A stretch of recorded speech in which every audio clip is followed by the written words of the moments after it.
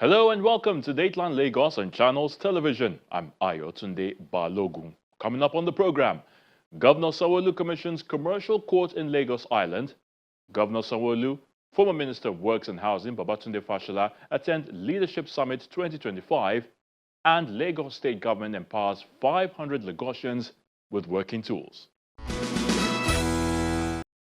The Lagos State Governor, Babajide Sanwo-Olu, has unveiled the newly constructed commercial court at Tapa area of Lagos Island to serve as an institutional tool for handling legal disputes related to business activities.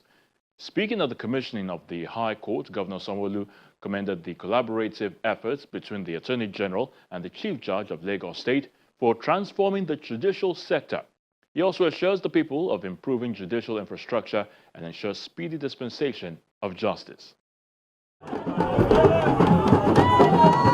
The Lagos State Governor Babajide Sanwo-Olu arrives at Takma area of Lagos Island for the commissioning of the newly constructed commercial court.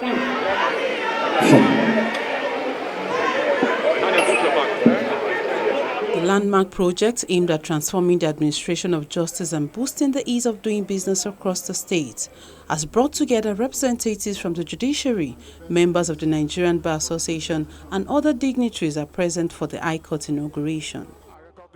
The Attorney General and Commissioner for Justice described the initiative as a bold step in strengthening the rule of law and promoting an efficient justice delivery system tailored to commercial needs.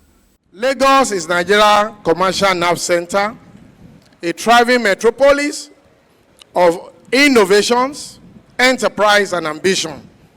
It is home to businesses of every scale, from informal trader to multinational conglomerates. Therefore, commercial dispute is expected to increase. In this dynamic environment, it is imperative that our legal system and infrastructure involved to meet the demand of modern commerce. The establishment of this commercial court is a deliberate response to that need. Commercial courts that we have now is not just a building. It is a profound statement of intent to provide for timely, efficient, and specialized adjudication of commercial dispute in a manner that inspires confidence in the rule of law, supports economic growth, encourages investment, promotes entrepreneurship, and promotes ease of doing business in our state. On the part of the Chief Judge of Lagos State, the edifice will be used for the administration of justice.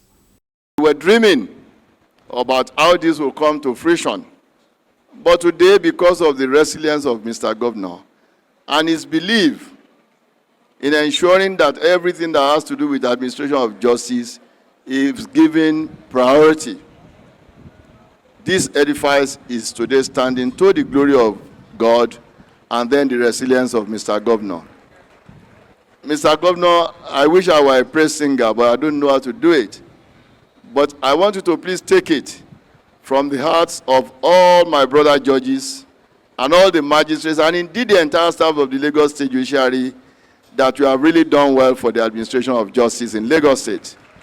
And I'm sure you are not tired of doing more. My brother, the Honorable Attorney General, admonished judges and magistrates who will be using the edifice to ensure that they dispense justice without fear of favor, and timeously too. I know he knows that. He just doesn't want to be our mouthpiece. But I'm reassuring him, through to Mr. Governor, that this edifice will be put to the best use for the dispensation of justice in accordance with the law and the Constitution of the Federal Republic of Nigeria. The data will begin to show it henceforth. Governor Sanwo-Olu says the court will serve as an institution for enforcing fiscal and regulatory responsibilities owed to the state by its citizens. This court and this edifice here today is not just a building. It is a culmination of a vision that is rooted in foresight, a vision that has a lot of collaboration and deep determination. The idea of this court I'm told was first championed by one of our finest, a retired Chief Judge of the Lagos State, Honorable Justice Ayotunde Philip, the 14th CJ of Lagos. During her tenure as the Chief Judge, she proposed this specialized court as part of a broader judicial reform which was aimed at addressing one of Lagos' most pressing challenges, resolving commercial disputes efficiently. This court, therefore, is a game changer with a total of 10 state-of-the-art courtrooms with cutting-edge technology and with a team of high-skilled judges that are specialized in commercial law. We are creating an environment where businesses, as we say in Lagos, can grow, where businesses can innovate, and they can thrive with confidence, knowing fully well that in the event of dispute, there's a place that they can go to, and justice will truly, really be dispensed. It is a purpose built to address one of the most persistent barriers in economic growth in any economy. Because they say delayed justice in commercial matters is always a critical one, because it has at all times financial implication. We believe that dispute that once languished for years will now meet resolutions and decisions within months. For the youth of the Lagos judiciary and for the entire business community in Lagos. Thank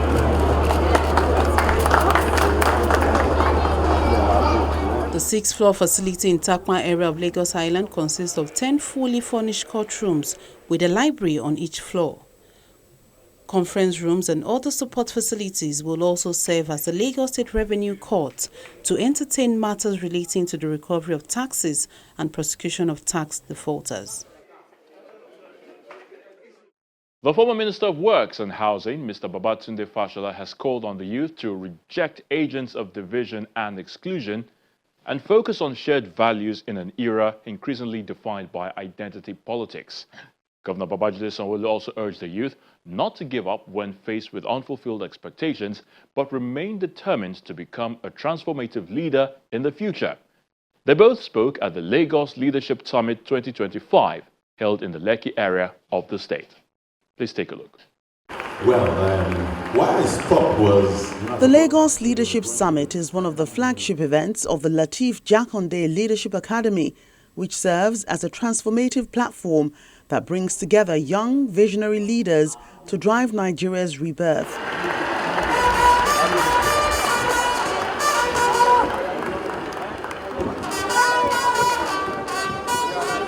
The second edition of the summit, which was launched in 2024, had in attendance the Lagos State Governor Babajide Sanwo-Olu, former Governor Babatunde Fashola, State Executive Council members, and traditional leaders who took part in the leadership conversation. Thank you. The Executive Secretary of the Lateef Jakonde Leadership Academy sets the tone for the discussions. Governor Babajide Olushola Sanwo-Olu had a vision, a dream, to reimagine the future of governance by investing in the young, the bold, the brilliant. He created the Lateef Jakonde Leadership Academy to be that bridge, the place where ambition meets structure, where talent is honed into transformation. Today, we've incubated over 60 fellows, another 30 on the way. Because this summit is the echo of that original vision. It is proof that something born out of foresight can scale into something generational. Generations will hear of this. The Lagos Leadership Summit is not another gathering. It's a call, it's a movement. It's a reckoning of possibilities. We bridge generational gaps because the future cannot exist in isolation of the past. Governor Sanwo-Olu engages the audience on how to create a legacy from your leadership by designing systems that work without you. Leadership, it's all about ensuring that it's not about you, it's about a generation even that is coming behind you.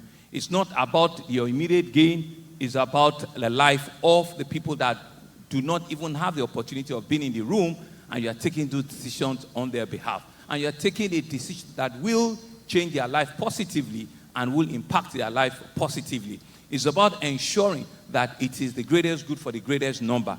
It's not about what you personally want to benefit from. It's about what the entire generality of the people that have donated that power to you will benefit from. So it's ensuring that indeed the future becomes a bit more predictable for them. You also need to be able to take a bit of risk.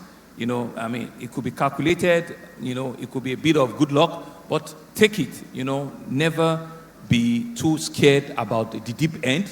The deep end might actually just be a starting point for you to rediscover yourself.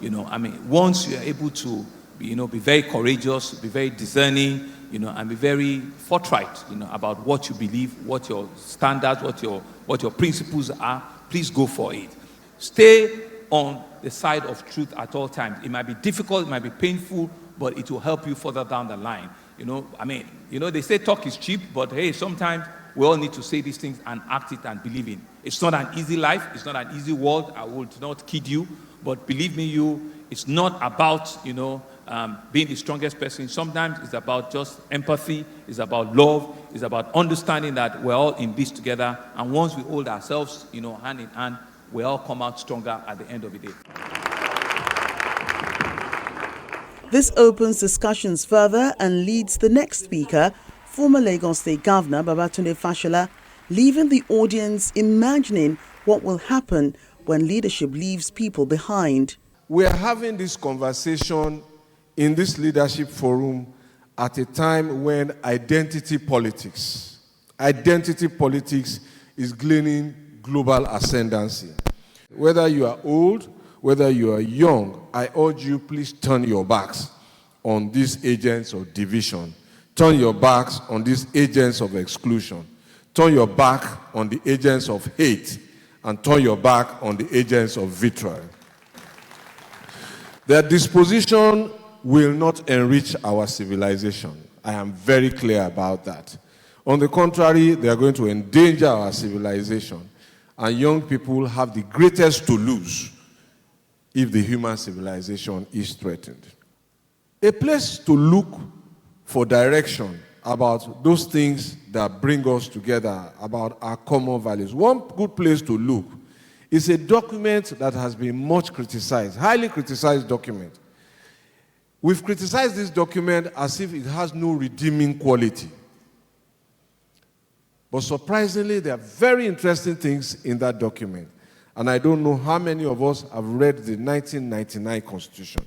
The Nigerian state, the Nigerian people in the 1999 Constitution, years before 2010, have made equality, inclusion, participation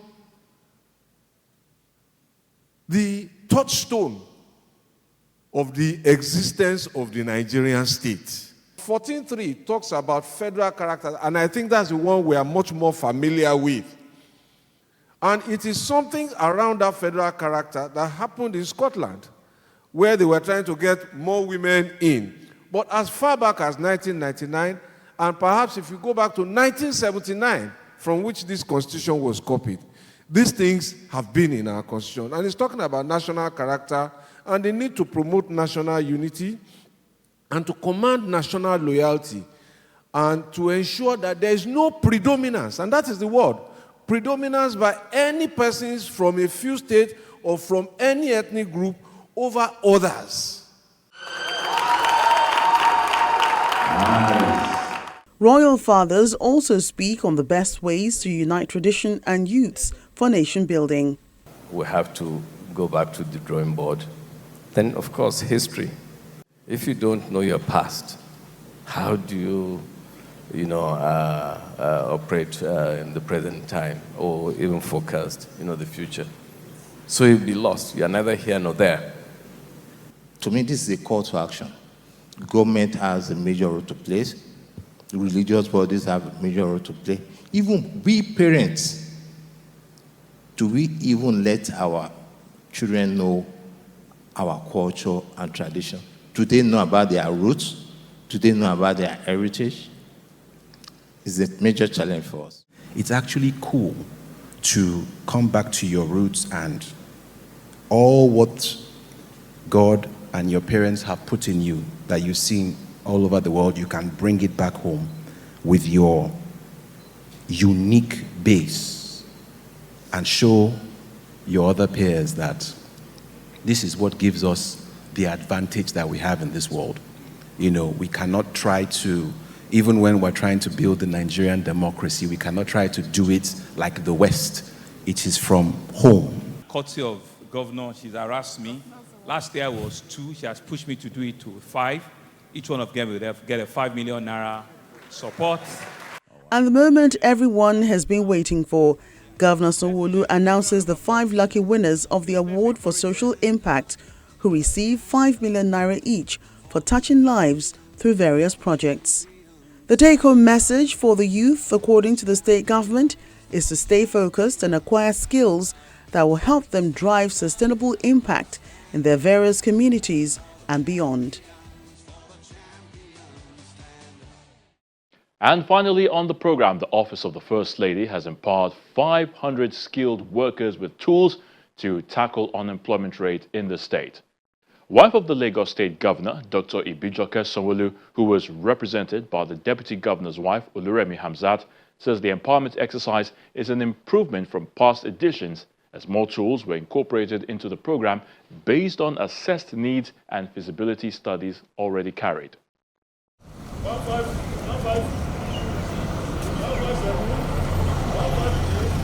Selected artisans make their way into Lagos House Alausa Ikeja for the 2024 Community Sensitization and Empowerment Program. 175, 176.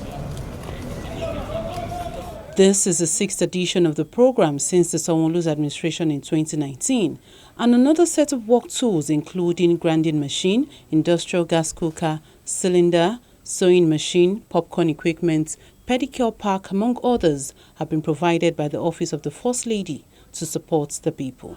Mama, oh, mama, oh. Mama, see, Fua, mama, oh, mama, oh, mama, oh. Oluwada, mama, see. The State Ministry of Women Affairs and Poverty Alleviation, as well as a representative from the Ministry of Commerce, Cooperative Trade and Investment, commend the First Lady for the intervention. Your Excellency, the First Lady of Lagos State, I feel deeply honored to stand before you today at this transformative mega empowerment program, which seek not only to alleviate hardship, but to ignite potentials. This program is more than empowerment. It is a declaration that every Lagosian, irrespective of background or status, deserves a chance to rise, to thrive, and to contribute meaningfully to our great states. Our Excellency has consistently demonstrated what it means to lead with heart. The Commissioner, first and foremost, is really extending a deep appreciation to the First Lady of Lagos State for our consistent and continuous commitment to ensuring the empowerment of the less privileged in Lagos State. Of course, as the Commissioner in charge of investment, cooperatives, commerce, such effort as we are witnessing here today will contribute in those measures to productive activities and, of course, also improving the economy of the state. And that is why the Commissioner is really, really glad with the Office of First Lady, particularly the First Lady herself, and of course the wife of the Deputy Governor, for thinking it twice to ensuring that this program is always given priority. And of course, she's also advising all beneficiaries to ensure that these facilities being given today are put into judicious use. Lagos State Technical and Vocational Education Board and other partners assures the government of continuous collaboration to ensure that the people are financially stable. This initiative is not just timely, it is transformational. It speaks to the heart of what Lagos needs: skilled, empowered individuals who are not only job seekers, but job creators. At LASVEP, our core mission is to bridge the gap between informal skills and formal technical education. We are especially delighted to see some of the graduates from LASVEP here today. Those who have been trained in furniture making, electrical installation, shoemaking, tiling, bricklaying, carpentry, and auto repairs. These trades may seem humble to some, but they are the backbone of any thriving society. Our collaboration with the Office of the First Lady is a partnership rooted in shared values. The Office of the First Lady, she's not just about giving you fish, which you will come back tomorrow to say you need another fish, but she's out there to empower you, to train you how to fish so that you can also get a lot more and also be dependable and dependent for life. So that's the vision of the First Lady, and it also aligns with what we do at FCMB. Ours is to empower the citizens, collaborate with the government, and ensure that all of these results to economic growth and development. To our participants here that will be empowering. So our own bit and how we want to do ours is just to empower the participants here with free POSs. A POS today retails for about 160 to 170, but the bank is saying that we have partnered with the Office of the First Lady and we are giving it out free to the participants. We want to see what they can do with it, and that they can also turn these free gifts to numbers and ensure that they also gain a lot of mileage in terms of transactions with customers, and how they are able to use it to be able to empower themselves and also ensure that they are productive with those terminals. The beneficiaries are grateful for the assistance given to them. Before now, I was dreaming of having a mixer to mix bread. And when they gave me that equipment there that day, in there is a mixer. That means it makes my work easy. Thank you so much, Ma. God bless you. A beneficiary, that's past beneficiary of the program. I want to say a big thank you to the First Lady. When I got the machine, it had really helped me. Before, when I want to make my liquid soap, my production was under 25 liters. But now, at a time, I can mix up to 60 liters, and I supply at least 3 times in a week. Thank you. They have empowered us more. Our work, especially me, they have added growth into my business. So I thank them a lot. Although I do have tools that I use in working, but this one will add up to my tools, and I will train more apprentices. Wife of the Deputy Governor, Oluremi Hamzat, who is here to represent the First Lady of Lagos, says the government is empowering 500 skilled workers. She urged the beneficiaries to make good use of the tools and empower others. I am pleased to announce that we will be presenting a total of 23 different empowerment tools to 500 beneficiaries at this event. Ẹ̀rí pé àwọn ọmọ mi wá wọ́n ṣiṣẹ́ takuntakun fún wa gan ni. Olúwa túbọ̀ máa bá wa ràn wọ́n lọ́wọ́ o. Ìlú Èkó ò ní bàjẹ́ o. As we present these tools that support trade, such as hairdressing, catering, fashion designer, barbing, and other vocational skills, we are not merely handing over the equipment. We are delivering hope. We are delivering hope, dignity, and the instrument of independence. We believe that true economic empowerment must be holistic, combine both skill, acquisition, and access to the necessary tools. This is why we deliberately designed 2 different approaches, starting with financial education and now proceeding to the practical phase with tools that will help our beneficiaries build wealth, generate income, and contribute meaningfully to the social economic growth of our beloved states and the country at large.